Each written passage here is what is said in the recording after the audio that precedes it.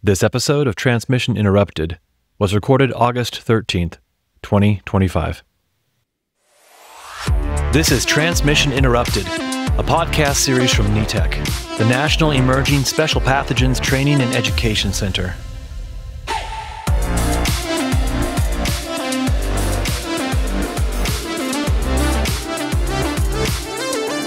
Welcome to Transmission Interrupted from NETEC.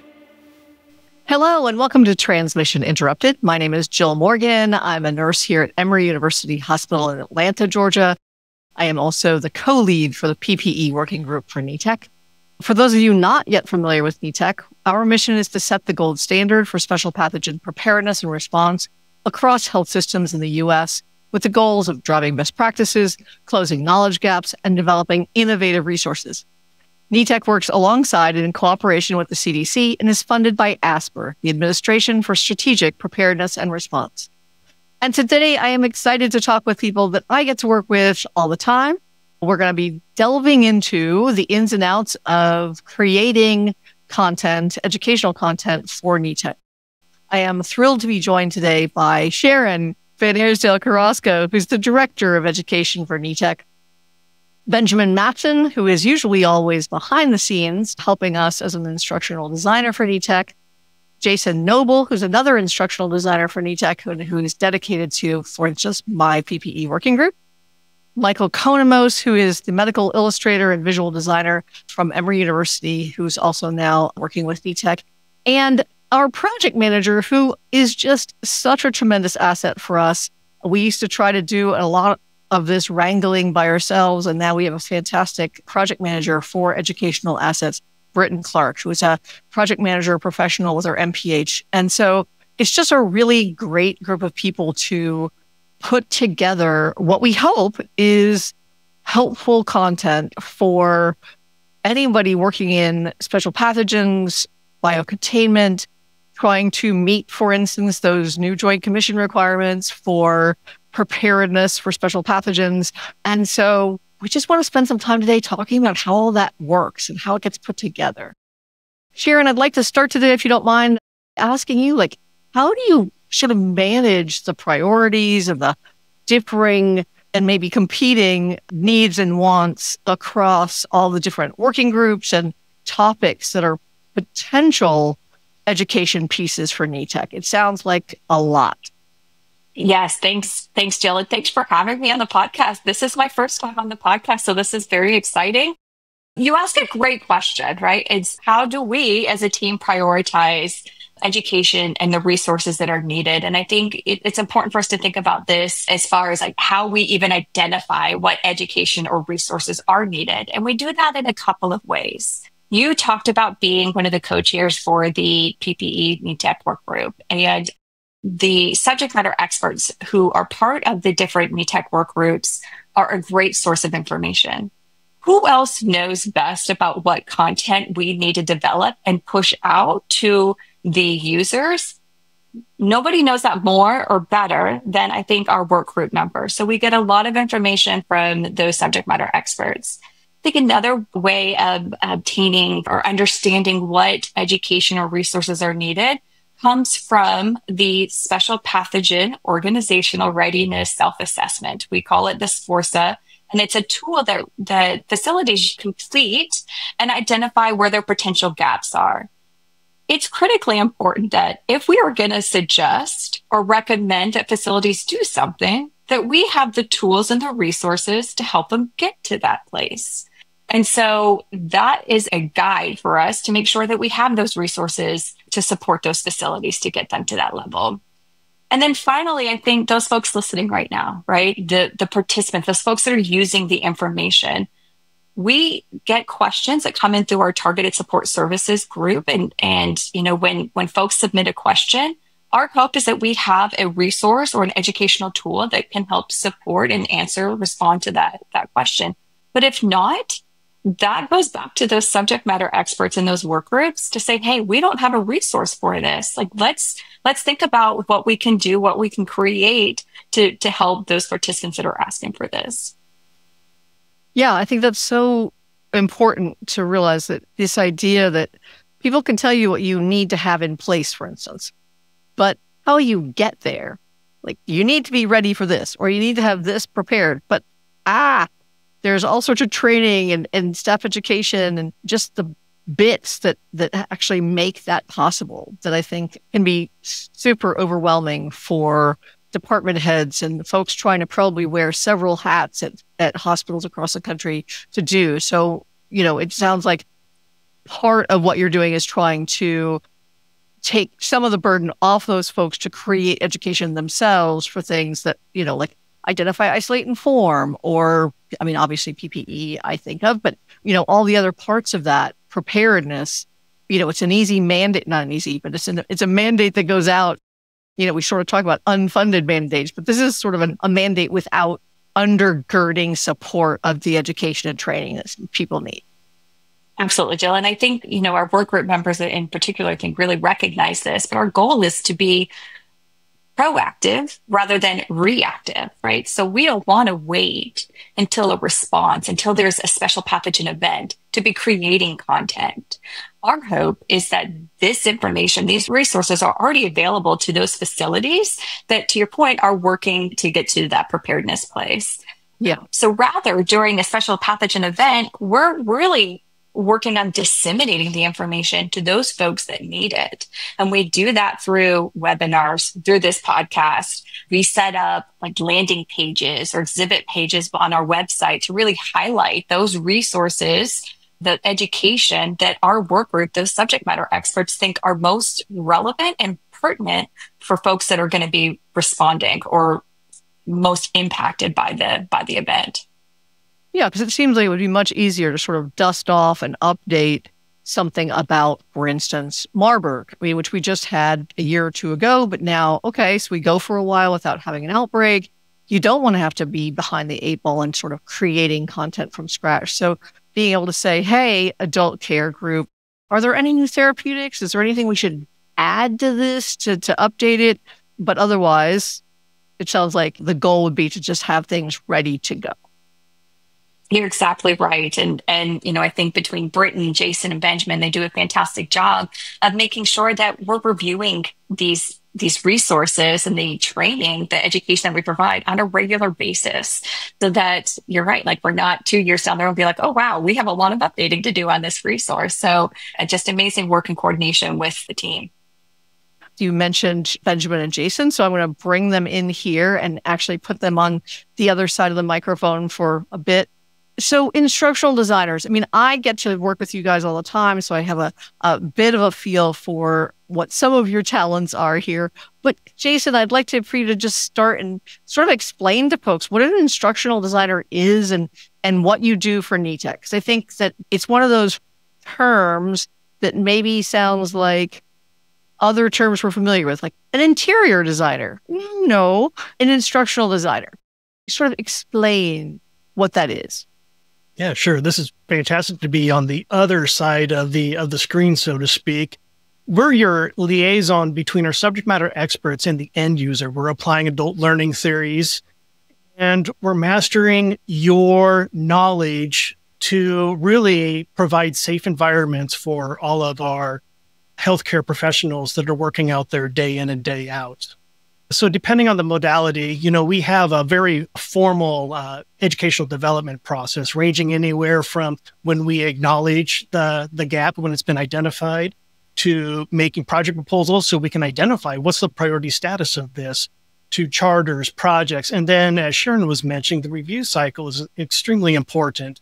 First, during the process of developing it, we usually have a tri-cycle development where we have high level. We'll start there with a design, then we'll move to alpha level, beta level, and then through all that work, through first creating the content and then reviewing that at each level, then we create very competent end products.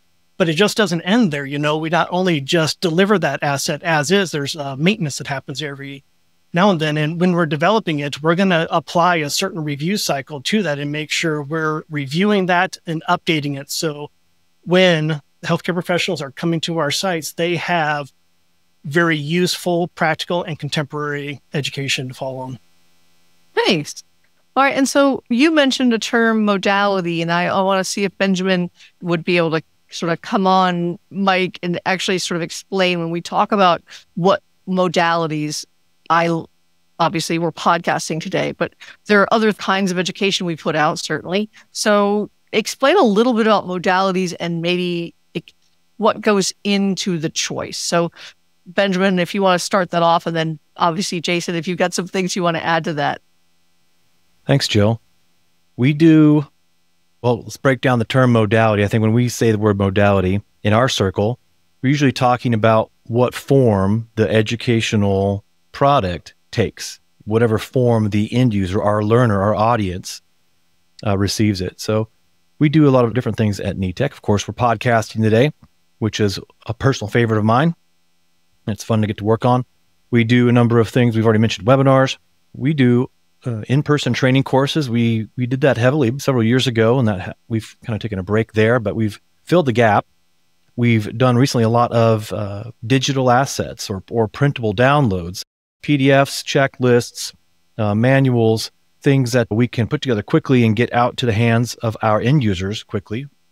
In terms of deciding what piece of education, what education is going to look like, we do need to consider a few things. We receive these ideas, of course, through our needs analysis, but we then have to decide what is the best way for our learners to receive this.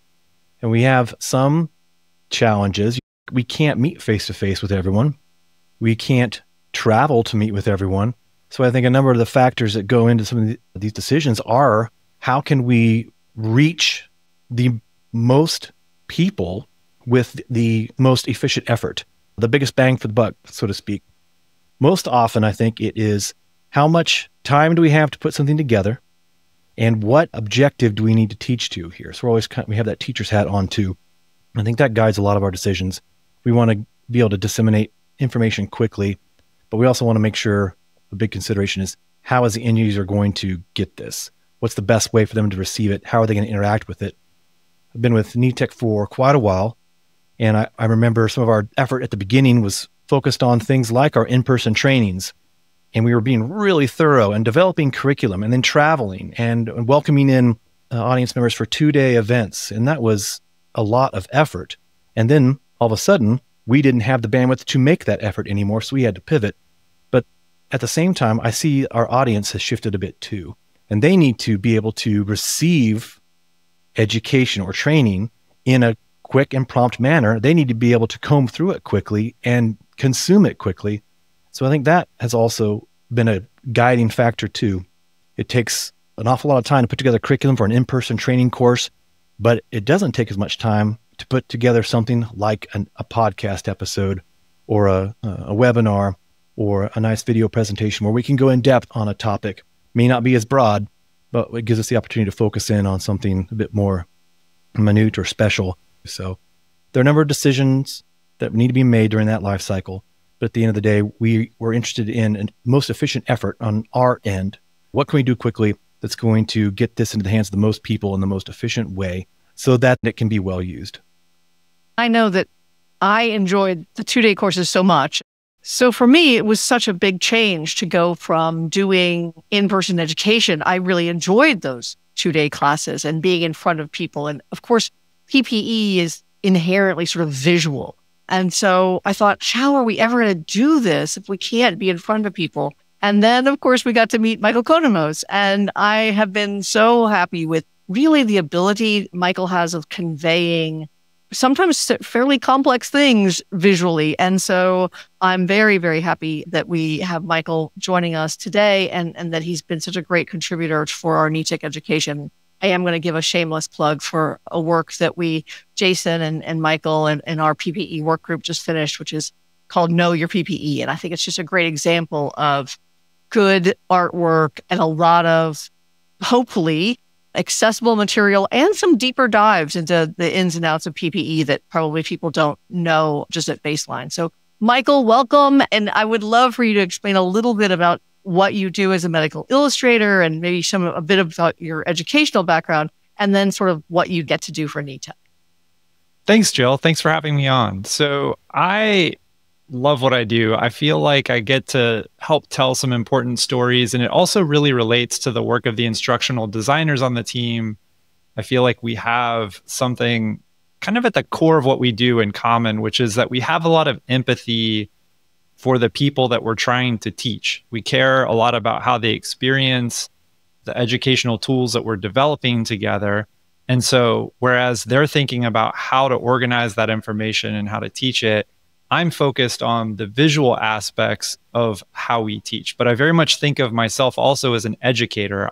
Instead of using words to educate, I'm using pictures to educate with. And so the background that I have, I'm a medical illustrator by training. So that means essentially I went to school for art and science. So we learned how to draw, how to use digital media to depict complex medical concepts in an accurate way. And so the accuracy part of that, we have to have a lot of the science down really well. So we actually took classes with medical students and cadaver dissections, the works, to be able to have that kind of baseline education of human anatomy and storytelling and the scientific subject matter that we cover, to make sure that we tell those stories accurately, and that when the subject matter experts are talking with me, I need to be able to understand them quickly and kind of turn that into something that makes sense to someone who doesn't understand the information very well. Yeah, I think that's that translational aspect of it. I think we've all met people who know an awful lot about a subject, but they're not very good at expressing themselves or making that information that lives in their own head accessible to other people.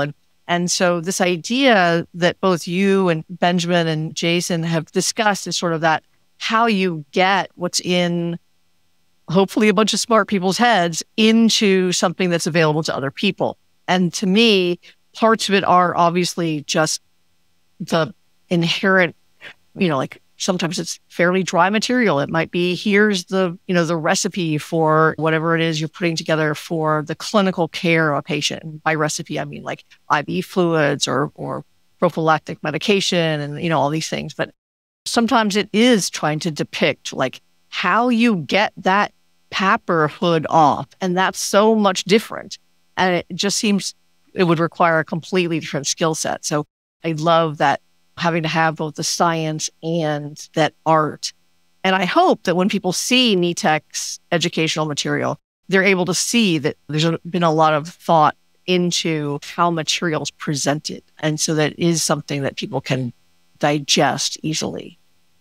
I would love to hear just a little bit more about, for instance, other things that you've been working on with NETEC. I know what you've done lately, obviously, for the PPE working group, but are there other things in NETEC that you have been working on? And I'm actually prompted when I asked that also about the idea of icons, just because I think it's been such a topic lately. Yeah. So I do a lot of different types of work for NETEC. So I do traditional medical illustration sometimes. People often think of like anatomy when you think about a medical illustration, but it could be molecular science. It could be donning and doffing PPE, anything where there's medical accuracy required, as well as something that you want to look nice. I also do a number of images, graphics, icons, things like that also require a similar mindset to create those things. So when we create our educational tools, if they're documents that we're making, if there's something that we're putting up on a website, we want people to be able to navigate through those materials in a way that's very orderly, that makes sense.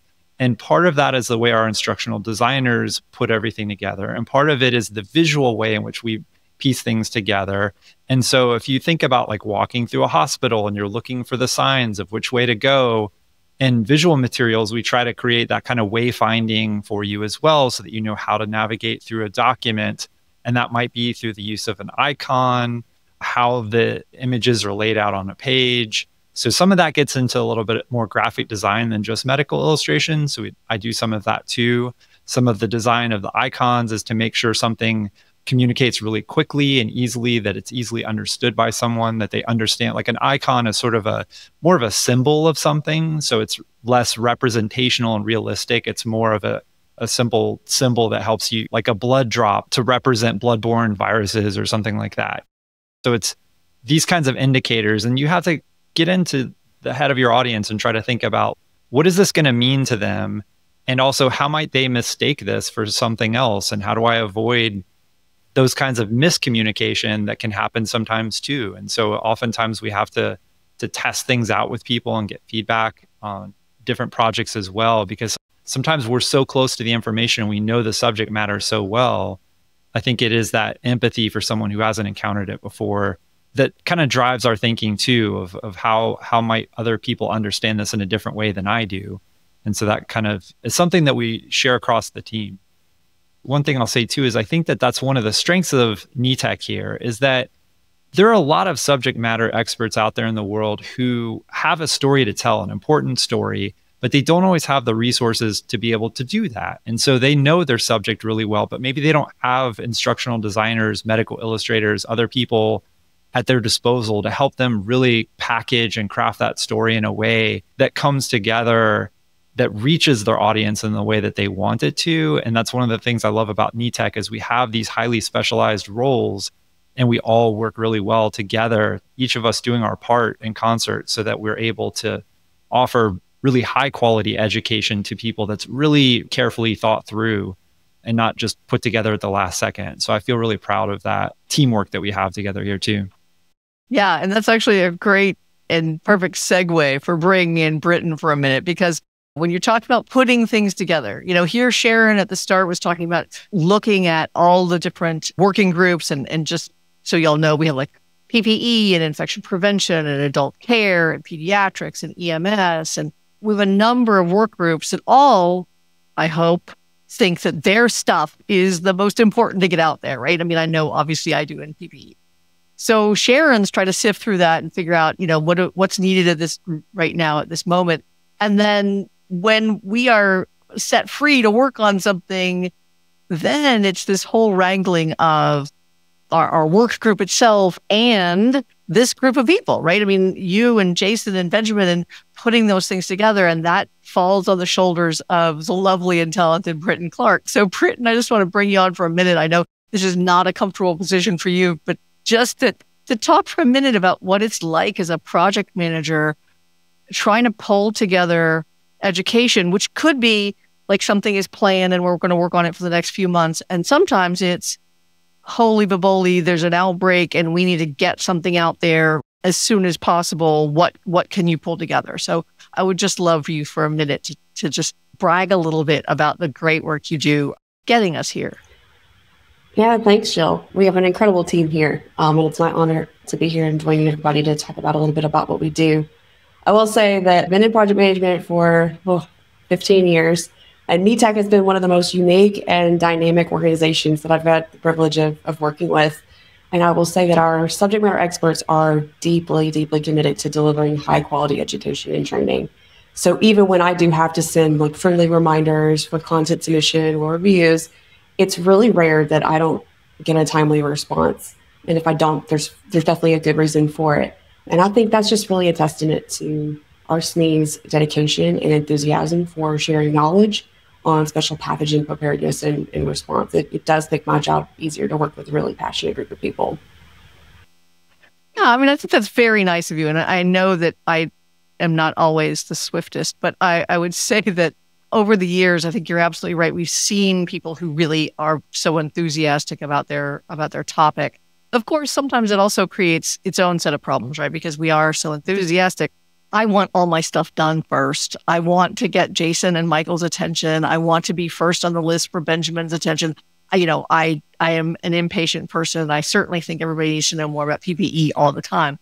But then I understand there are competing priorities. I want to just give y'all the opportunity to lighten the mood of a podcast for a moment, to dish a little bit, because I think what Britton just mentioned, people are so nice about responding, and sometimes she has to send a little reminder.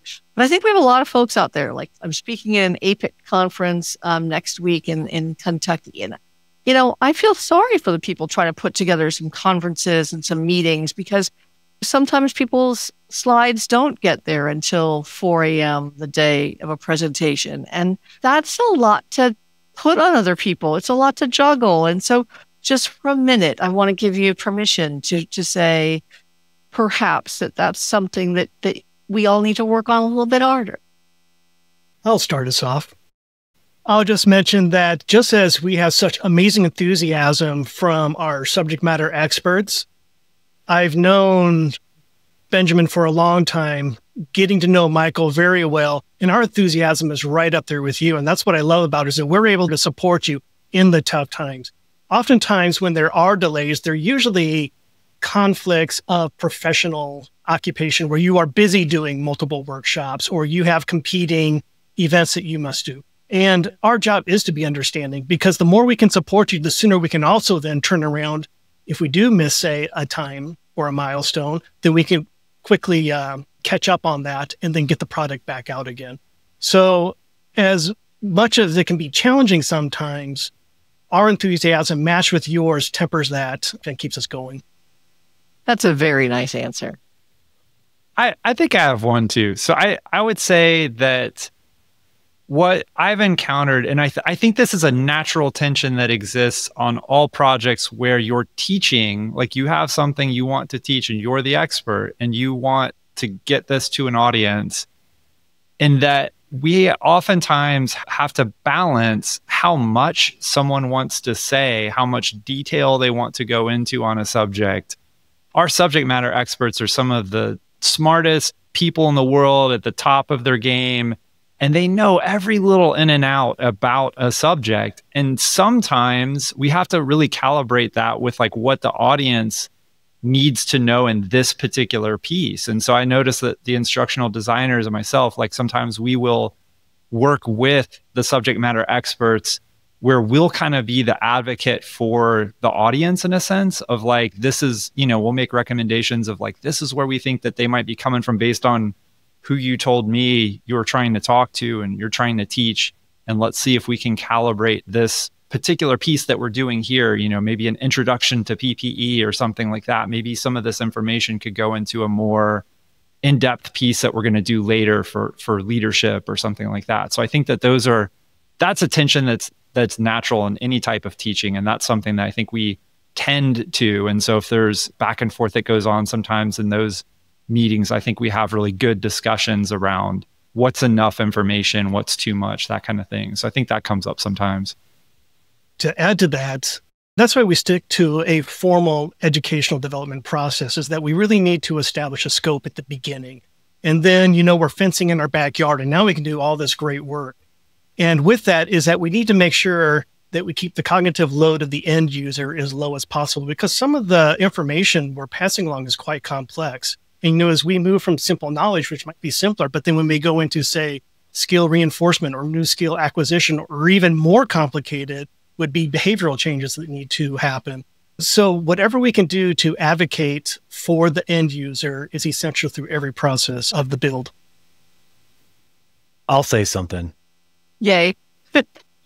I'll say that on more than one occasion, there have been some late night content building sessions at the hotel bar 6 hours before the NETEC in-person workshop is set to begin. And as instructional designers, we've gotten really great at putting these broad placeholders in some of our materials. And we know the SMEs will come through, but sometimes it does happen the night before. I think it just goes with the territory. Our SMEs are, at any time, halfway around the world, in the field, or there have been a couple recording sessions we've missed because our guests are on TV. They've been called to be on the news, right? So we've just learned to adapt. Sometimes it means some after hours work, but it all does seem to come together, knock on wood. It's also a part of what makes the job fun and unique and never boring. Yeah. Excellent. Sharon, you look like you want to say something. I think that it's all been captured here. We have amazing subject matter experts, and sometimes it gets to that 11th hour or 12th hour or, closer, but they have the knowledge, they have that information, they want to share it. And there's no one better to share it than they are. They are working clinicians and like Benjamin said, out either with patients or presenting on the outbreak itself and on TV. So it like Benjamin said, it comes with the territory, and we're used to pulling it all together, and as Benjamin said, knock on wood, it all does seem to come together, whether it's an in-person training or a webinar, even these podcasts, right? It all comes together because of the amazing work that happens behind the scenes and because of the content that the subject matter experts help put together. Well, I do know that I enjoy every minute of these things and putting together content, whether that's slides or something for a webinar or an in-person course. And I know that when we were putting together the Know Your PPE asset, we sort of, I'm not big in social media and much online stuff, but the abbreviation TLDR is really helpful to me in my daily life because I am one of those people with a very short attention span. So the too long didn't read gives me the chance to say, here's where I need to put this one line. This is what I need for people to get. And so, building education where you can bite it off in the bits that you need at the time, and then come back when you have the time to go more in depth. Maybe you want to know more about something, but right now you just need this. Well, that's such an important thing to be able to hand people. The short version, and if you got the time, here's the long version. If you want to watch a 90-second video on something, or if you have time to sit down and want to earn some CEUs and watch an hour webinar, those are very different things that I think we all do, right? But we need them at different moments in our lives, professionally and in front of a patient and things like that. So yeah, I really appreciate being able to look at a topic and think about the modalities and the audience and what we have to offer from a visual standpoint or an audio standpoint or all these different platforms now and think about what's going to serve our audience best. So gosh, I'm so happy to work with you guys. And Jill, I think you said something that's so important that I think we really learned during the pandemic is we have to meet the learner where they're at. And that includes sometimes that bite-sized information. Gosh, we were in information overload and constantly changing information during the pandemic. And we absolutely had to pivot during the pandemic. We went from almost completely in-person training to 100% online virtual training in a matter of weeks. Like we had to move that quickly. And the information, like I said, was constantly changing. And so that's really hard to develop content when in a week that content could we could have a different message just based off of what we were learning. That was incredible to see how we could push out that information in a timely fashion, but in a digestible way, because you could quickly get overwhelmed. Jason might have mentioned the multimodality approach, right? Having information in a lot of different ways. To your point, if you have time to watch the full hour and really absorb the whole question and answer, that's fantastic. You could watch it in our YouTube channel. You could get the associated continuing education hours. But we also were doing summaries of those webinars. If you didn't have the time to watch the whole thing, here are your key takeaways. Here's what's important to know about PPE in this current state right now. Here's what you need to know. And this is really where I think having Michael in the medical illustration was so important. We went again from in-person training where seeing it, touching it was so important, like with PPE, to now completely relying on a visual way of trying to absorb this information. And so having the incredible resources and tools that we got for PPE and donning and doffing and the challenges there, but having the visuals to go with it was so important. Like you said, taking off a PAPR and doffing a PAPR it's really hard to explain. You have to sort of see it. And having that medical illustration to go alongside with it was really important. Yeah. Yeah. Thanks. I absolutely agree. And I think we're also benefited by having a great communications team. So like when we put together a webinar or a podcast and things like that, then frequently our communications team also puts together like a blog post so that you can do these sort of little bits and bites when you can. And so we encourage you, obviously, for those people listening, I think Sharon started us out talking about all the different places that she gets information from to start prioritizing what education NETEC offers. And I just, really want people to know we want to be able to give you the content you need to keep yourself and your staff safe from infectious diseases. So if you think that there's something out there that would help you, I wish we just had X. Let us know. We really do respond to those things. So please submit those questions, submit those suggestions. Do you have something on, Crimean Congo hemorrhagic fever, prophylaxis, or pre-exposure, whatever it is? Let us hear from you, because that is our job. That is what NETEC is funded to do. And I'm so grateful to work with a team of committed and dynamic and enthusiastic people, certainly that can match my energy for these topics and really dive in and turn something out that I think is worth people's time. So I want to thank you guys. I want to give you the opportunity if somebody has any last words that they'd like to get in today. But I am just really grateful every day that I get to work with this team. So thank you guys very much for this. And thank you, Jill. I think, you've really given life to the podcasts and really pushing out timely information. I think we heard that from Benjamin earlier, right? Podcast is one of the best ways we're able to get out information in a quick manner. And so really appreciate you and your leadership getting the information out. It's really been amazing. All right. Well, thank you guys so much. I really appreciate you being here. For those of you listening at home, thank you for tuning in to this episode, really personal to us, which is all about the education team here at NETEC. So we hope you'll join us for future episodes on all kinds of topics, healthcare worker safety, personal protective equipment, of course, infectious disease prevention, all kinds of preparedness.